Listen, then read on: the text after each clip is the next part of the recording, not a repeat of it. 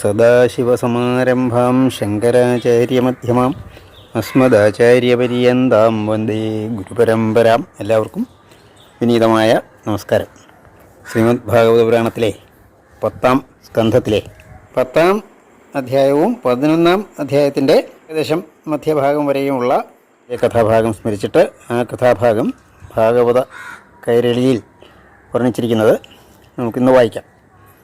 ഭാഗവത കൈരളി ഭാഗവത പുരാണത്തിൻ്റെ അനുവർത്തനമായിട്ട് doctor K P Keshavan Namboothiri മലയാള കാവ്യമായി രചിച്ച കൃതിയാണ്. 9-ാം അധ്യായത്തിൽ ശ്രീകൃഷ്ണനെ യശോദമ്മ ഉരലിൽ പിടിച്ചു കിട്ടുന്നതും ശ്രീകൃഷ്ണൻ ആ ഉരലും വലിച്ചുകൊണ്ട് മുന്നോട്ട് പോയപ്പോൾ 2 മരുന്നുമരങ്ങൾ നിൽക്കുന്നത് കണ്ടു. അപ്പോൾ ശ്രീകൃഷ്ണന് മനസ്സിലായി ഇത് 2 ഗന്ധർവന്മാർ ശാപം മൂലം മരുന്നുപരമായിട്ട് അവിടെ നിൽക്കുകയാണ്, താൻ അവർക്ക് മോക്ഷം കൊടുക്കണമെന്ന് കരുതി അതിനടുത്തേക്ക് പോകുന്നു എന്നാണ് കഴിഞ്ഞ 9-ാം അധ്യായത്തിൽ വർണ്ണിച്ചത്. 10-ാം അധ്യായത്തിൻ്റെ ആദ്യത്തിൽ ശ്രീശുക ബ്രഹ്മർഷിയോട് പരീക്ഷിത് രാജാവ് ചോദിക്കുന്നുണ്ട്, ആ മരുന്നുമരങ്ങൾ എങ്ങനെയാണ് അവിടെ വന്നത്, ഈ ഗന്ധർവന്മാർക്ക് ആരാണ് ശാപം കൊടുത്തത് എന്ന് വിശദമായിട്ട് പറയണമെന്ന് പറയുന്നു. ആ കഥയാണ് ആദ്യം പറയുന്നത്. മന്ദാകിനി നദിയിലെ 2 ഗന്ധർവകുമാരന്മാർ, അവർ നളകൂപരനെന്നും മണിഗ്രീവൻ. നളകൂപരൻ വൈശ്രവണൻ്റെ പുത്രനാണ്. ആ നളകൂപരനും സുഹൃത്തായ മണിഗ്രീവനും അവർ മന്ദാകിനി നദിയിൽ യുവതി ജനങ്ങളോടൊപ്പം ആ ജലക്രീഡയിൽ ഏർപ്പെട്ടിരിക്കുകയാണ്.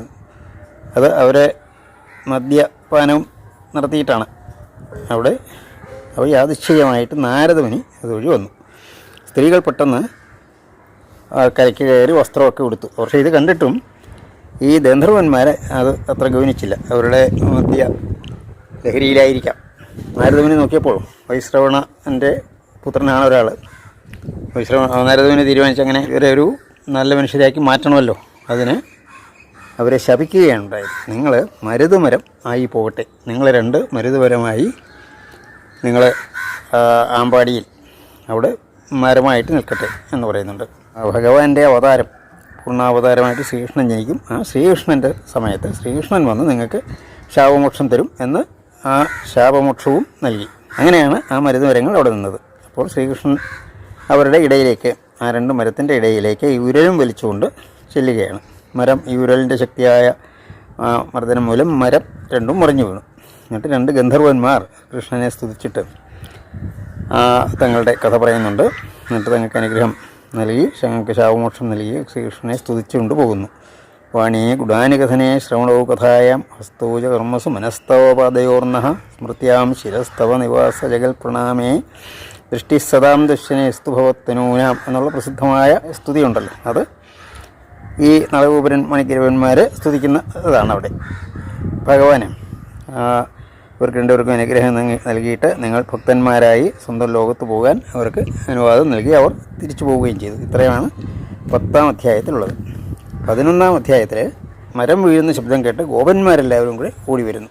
ഗോപന്മാരും ഗോപികമാരും എല്ലാവരും കൂടെ ശബ്ദം കേട്ടപ്പോഴത്തേക്ക് ഓടി വരികയാണ്. അപ്പോൾ 2 മരം, വലിയ 2 മരമാണ്, വളരെ പഴക്കമുള്ള മരമാണ്, വീണ് കിടക്കുന്നത് കണ്ടു. അതിനിടയിൽ ഒരു കൃഷ്ണൻ നിൽക്കുന്നത് കണ്ടു. അപ്പോൾ കുട്ടികൾ പറഞ്ഞു 2 പുരുഷന്മാർ അവിടെ വന്നിരുന്നു, ശ്രീകൃഷ്ണനെ അവിടെ എന്തൊക്കെയോ പറഞ്ഞിട്ട് പോയി എന്ന് പറഞ്ഞു. പക്ഷേ ഈ ഗോപന്മാരൊന്നും അത്ര ഗൗരവമായിട്ട് കണക്കാക്കിയില്ല. ഈ കുട്ടികൾ വെറുതെ പറയുകയാണ് എന്ന് പറഞ്ഞു. അപ്പോൾ നന്ദഗോപർ വന്ന് ശ്രീകൃഷ്ണൻ്റെ കെട്ട് കഴിച്ചു വിട്ടു. അങ്ങനെ ആമ്പാടിയിൽ വീണ്ടും ശ്രീകൃഷ്ണൻ ഗോപികമാർ പറയുമ്പോൾ നൃത്തം, അതുപോലെ പാട്ട് പാടുന്നു, കൈകൊട്ടി കളി എല്ലാം നടത്തി. ഗോപികമാർക്ക് എപ്പോഴും ഈ കൃഷ്ണനെയും ബലരാമനെയും കളിപ്പിക്കുക എന്നുള്ളത് മാത്രമായി ജോലി. അങ്ങനെ പ്രജത്തിന് ഏറ്റവും കൂടുതൽ സന്തോഷം നൽകി കഴിയുമ്പോൾ ഗോപപ്രമുഖന്മാരെല്ലാവരും, നന്ദഗോപർ തുടങ്ങിയവർ, അവരെല്ലാവരും കൂടെ കൂടിയാലോചിച്ച് ഈ ആമ്പാടിയിലെ പല ഭയ സംഭവങ്ങളുണ്ടാകുന്നുണ്ട്. ആദ്യം മുതൽ തന്നെ ഉണ്ടല്ലോ. ശ്രീകൃഷ്ണൻ ജനിച്ചപ്പോൾ തന്നെ പൂതനയുണ്ട്, ശകടാസുരനുണ്ട്, തൃണാവർത്തനുണ്ട്. ഇപ്പോൾ ഇവിടെ 2 മരം ആണ് വീണത്. പക്ഷേ ഭഗവാനൊന്നും പറ്റിയില്ല എന്നുള്ളത് ഈശ്വരാനുഗ്രഹം എന്തായാലും ഉണ്ട്. എങ്കിലും എന്താണ് ഇതിനെന്തെങ്കിലും പരിഹാരം കാണണോ, എന്താണ് ചെയ്യേണ്ടത്? അപ്പോൾ ഒരു പ്രായമുള്ള ഉപനന്ദൻ എന്ന ഗോപൻ പറഞ്ഞു, നമുക്ക് ഒരു കാര്യം ചെയ്യാം, നമ്മൾ ഒരു സ്ഥലത്ത് തന്നെ സ്ഥിരമായി താമസിക്കുന്നവരല്ലല്ലോ, അതുകൊണ്ട് നമുക്കിവിടെ നിന്ന് നല്ല സ്ഥലമുണ്ട്, അത് വൃന്ദാവനം എന്ന സ്ഥലം ഉണ്ട്, അവിടേക്ക് പോകാം. ഈ പശുക്കളെയും എല്ലാവരും കൂടി അവിടെ ഒരുമിച്ച് നമുക്ക് പോകാം, അവിടെ താമസം ഇനി അവിടെ ആകാമെന്ന് പറഞ്ഞു. അങ്ങനെ സ്ത്രീകളും പ്രായമായവരുമെല്ലാം വണ്ടിയിൽ ആണ് പോകുന്നത്. പിന്നെ അതുപോലെ അവിടെ അന്നുണ്ടായിരുന്ന എല്ലാ ഗോരസങ്ങൾ എന്ന് പറഞ്ഞാൽ തൈര്, പാല്, വെണ്ണ തുടങ്ങിയവ എല്ലാം ഈ വണ്ടിയിൽ എടുത്തു വെച്ച് വളരെ ആഘോഷമായിട്ട് യാത്രയാവുകയാണ്. യശോദയും രോഹിണിയും കൃഷ്ണരാമന്മാരും ഒരു വണ്ടിയിൽ തന്നെയാണ്. അങ്ങനെ വൃന്ദാവനത്തിലെത്തുകയാണ്. ഗോവർദ്ധനം ഇവിടെ അടുത്താണ്, യമുനാ നദി ഇവിടെ അടുത്താണ്. അവർക്ക് എല്ലാവർക്കും സന്തോഷമായി, ശ്രീരാമകൃഷ്ണന്മാർക്കും വളരെയധികം സന്തോഷമായി. നല്ല സ്ഥലമാണ്, ഇത്രയും മനോഹരമായ സ്ഥലം അവർക്ക് കിട്ടിയതിലെല്ലാവർക്കും സന്തോഷമായി. യമുനാ തീരത്ത് ഒക്കെയാണ് ഗോപാലർ പിന്നെ പശുക്കുട്ടികളെ മേയ്ക്കാൻ കൊണ്ടുപോകുമ്പോൾ, ആ പശുക്കുട്ടികളെ മേയ്ക്കാൻ പോകുമ്പോൾ ഗോപന്മാരെ പോകുമ്പോൾ അവരോടൊപ്പം രാമകൃഷ്ണന്മാരും ആ പശുക്കുട്ടികളെ മേയ്ക്കാനായിട്ട് പോയി തുടങ്ങി. ഇത്രയും കഥാഭാഗമാണ് ഇന്ന് ഈ ഭാഗവത കൈരളിയിൽ വായിക്കുന്നത്. ഈ അധ്യായത്തിൽ 11ാം അധ്യായത്തിൽ പിന്നീട് 2 കഥകൾ കൂടിയുണ്ട്. വത്സാസുരവധം, ബകാസുരവധം. അതിൻ്റെ ഭാഗം പിന്നീട് വായിക്കാം. ഭാഗവത കൈരളി വായിക്കുന്നത് ഡോക്ടർ KK മാലതി ദേവിയാണ്. എല്ലാവർക്കും വിനീതമായ നമസ്കാരം. നാരദ ശാപ വൃത്താന്തം. കർണാമൃതാർദ്രം നൃപനാസ്വദിച്ച കണ്ണൻ്റെ വർണ്ണോജ്വല ബാലലീല പുണ്യപ്രകർഷേണ മഹർഷിയോട് പൂർണ്ണപ്രഹർഷാർണവനേവ മോദി. ബ്രഹ്മർഷിമാർ മൗലിമണേ മഹാത്മൻ ബ്രഹ്മാത്മജൻ തന്നുടെ ശാപമേൽക്കാൻ ജിംഹത്വമോടെന്തൊരു തിന്മ ചെയ്ത സമ്മാന്യരാകും ധനതാത്മജന്മാർ.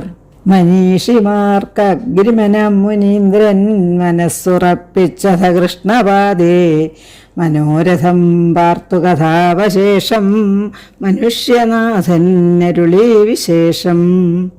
പുരാധനാധീശതനൂജരായി സുരാലയത്തിൽ ധനദുർമദന്മാർ വിരാജിതന്മാർ നളഗോപരാഖ്യൻ പരന്മണിഗ്രീവനിധി പ്രസിദ്ധൻ. സുരാധിപന്മാരിവരന്നൊരു നാൾ സുരാംഗനാസംപരിവാരിതന്മാർ സുരാധിപനോന്മദമന്ധരന്മാർ സുരാവകായം മുഴുകുന്ന നേരം. സുരർഷിയാം നാരദനമ്പരത്തിൽ ചരിപ്പതായി കണ്ടതി സംഭ്രമത്താൽ കരയ്ക്കു കയറി തരുണീജനങ്ങൾ ധരിക്കനെന്നമ്പരവും ധരിച്ചാർ. ധനാഭിരത്യാകൃത യൗവനാന്തം ധനാധിനാഥന്റെ തനൂരയുഗ്മം വിനാവിവേകം മതിരാമദത്താൽ അനാദരിച്ച മുനിവര്യനെയും. കോപം മുടിച്ചീടിന മാമുനീന്ദ്രൻ പാപം കൊടുത്തേറ്റമനുഗ്രഹിപ്പാൻ ശാപം കൊടുത്തീ വിധമോദിഗീതം ദീപം പ്രകാശത്തൊടു ചൂടുമേകും. പാരം ധനം കൊണ്ട് മതാന്ധനേറ്റം ദാരിദ്ര്യമാണഞ്ജനമെന്നു നൂനം. പാരിൽ ജനിക്കട്ടിവർ പാദപത്വം പേറി ചരിക്കാനരുതാത്തവണ്ണം. കൃഷ്ണാവതാരത്തിൽ ഇവർക്കു നൽകും കൃഷ്ണൻ പ്രസാദിച്ചത ശാപമോക്ഷം. തൃഷ്ണാഹരൻ നാരദനും ഗമിച്ചാൻ വിഷ്ണുഘൃപത്മത്തിലുറച്ചു ചിത്തം. നളകൂപരമണിഗ്രീവ മോചനം. ശ്രീനാരദൻ തന്മൊഴി സത്യമാക്കാൻ ശ്രീനാഥനാബദ്ധനുലൂഹലത്തിൽ താനേ വലിച്ചഘൃകമൂലദേശേ ദീനേതരം ചെന്നിടയിൽ കടന്നൻ. വിലങ്ങനെ ചെന്നുരലാഞ്ഞിടിക്കെ കുലുങ്ങി വൃക്ഷങ്ങൾ നടുങ്ങി ലോകം. മുഴങ്ങി ഘോരാരവമാശുമൂലം പുഴങ്ങി വീണദ്ഭുതമാമരങ്ങൾ. ഉണ്ടായി ദിവ്യാകൃതി പൂണ്ടു രണ്ടാൾ കണ്ടാൽ മനോജ്ഞം കനകപ്രകാശം. കൊണ്ടാടി നാമസ്തുതി ചെയ്തി ദേവം തണ്ടാരിൽ മാതിൻപതിതൻ പദന്തേ. കൃഷ്ണായ മായാമനുജാർഭകായ വിഷ്ണു നമസ്തുഭ്യമഭീഷ്ടദായ. പുഷ്ണാതു ഭക്തിം ദ്വൈ വാസുദേവ തൃഷ്ണാം ഹരേ സംഹര ഹേ മുരാരേ. വാണീ ഗുണാനാം കഥനേ കഥായാം വാണീടവേണം ശ്രവണങ്ങളെന്നും. പാണീതു നിത്യം ഭവദർശനത്തിൽ വീണീടണം ചരണേ ശിരസ്സും. കാണേണമേ നിന്നെ മനസ്സിലെന്നും, കാണേണമേ ത്വൽപദ ഭക്തരെയും, കാണിച്ചു കാരുണ്യമതിന്നു നീയും, കാണിക്കണേ ത്വൽപദമെന്നുമെന്നും. ഏവം സ്തവം ചെയ്തഥ വാസുദേവം, ദേവം വലം വെച്ചു നമസ്കരിച്ചും, ദേവപ്രഭാവപ്രഭയാസുരാണാം ആവാസമാർന്നാർ വസുനാഥജന്മാർ. കുലൂഹലമോചനം. പുരുപ്രണാദശ്രവണേന വന്ന തരുപ്രഭാതം ബതകണ്ഠകാണ്ഡേ, നിരുദ്ധകണ്ഠം വ്രജമണ്ഡലം ഹാ വിരുദ്ധമെന്നോർത്തിക സംഭവങ്ങൾ. ബാലൻ വലിച്ചുള്ളൊരു ലൂഹലത്താൽ സ്ഥൂലങ്ങളാമേ സ്ഥിരമൂലകങ്ങൾ, മൂലം തകർന്നെങ്ങിനെ വീണിതയ്യോ മൂലം ഗ്രഹിപ്പാനരുതെന്നു ചൊന്നാർ. ബന്ധങ്ങൾ മാറ്റുന്ന മുകുന്ദനെ താൻ ബന്ധത്തിൽ നിന്നും വിടുവിച്ച മന്ദം, നന്ദിച്ചു ദാമോദരനെ തദാനീം നന്ദൻ പരാനന്ദ സമം മുകർന്നൻ. ദാമോദരൻ തൻ മധുരാർദ്രലീലാദാമേന ബന്ധിച്ചഥ ബന്ധുവൃന്ദം, ആമോദ പീയൂഷപയോധിയിൽ താനാമഗ്നമാക്കി സ്വയമാസ്വദിച്ചൻ. വൃന്ദാവന ഗമനം. ആനന്ദരൂപൻ കളിയാടിടുമ്പോൾ ആനന്ദമല്ലാതൊരു ഭാവമുണ്ടോ? നീരന്ധ്ര നീലാംബുതപാളി പെയ്താൽ നീരങ്ങളല്ലാതെ ലഭിപ്പതുണ്ടോ? ആമ്പാടി തന്നിൽ കമലാമണാളൻ പൂമ്പൈതലായി കേളികളാടിടുമ്പോൾ, സമ്പൂർണ്ണ സൗന്ദര്യ സമാശ്രിത ശ്രീ സമ്പന്ന സമ്പൽ സുഖമാർന്നു ലോകം. നന്ദാത്മജന്തൻ പ്രിയമോർത്തു പേർത്തും നന്ദാദ്യരാം ഗോപരുടെ അന്നൊരുന്നാൾ, നന്ദിച്ചു ചൊന്നാനുപനന്ദഗോപൻ മന്ദേതര പ്രജ്ഞനിതം നയജ്ഞൻ. നിമിത്തദോഷം പെരുകുന്നിതേതന്നിമിത്തമായി ദേശമിതും ത്യജിക്കാൻ, ശ്രമിക്ക വേണം പുനരന്യദേശം ഗമിക്ക വേണം ഗുണസന്നിവേശം. വൃന്ദാവനം നാമവനം മനോജ്ഞം, വൃന്ദാര വൃന്ദാതി നിഷേവ്യമെന്നും, മന്ദാരകുന്ദാതി സുഗന്ധരമ്യം, മന്ദാനിലാലോലലതാവിലോലം. കാന്താരദേശം പശുഷഷ്പസാന്ദ്രം, കാന്താരവിന്ദസ്ഫുടമന്ദഹാസം, കാന്തം കളിന്ദാത്മജയാൽ നിതാന്തം, ഗന്ധവ്യമില്ലന്തരമന്തികേ തൻ. വൃദ്ധോപദേശം വിശദം ശ്രവിച്ചാർ, ശ്രദ്ധാസമേതം വ്രജലോകമെല്ലാം, സ്വാർത്ഥങ്ങൾ സർവം ശകടത്തിലാക്കി സാർത്ഥം മുകുന്ദേന മുദാഗമിച്ചാർ. കണ്ണിന്നു പീയൂഷരസം പൊഴിക്കും കണ്ണൻ്റെ മിന്നും കമനീയ രൂപം, കണ്ണൊന്നിമയ്ക്കാതവർ കണ്ടു കണ്ടും കർണങ്ങൾ തൽഗാഥകൾ കേട്ടും.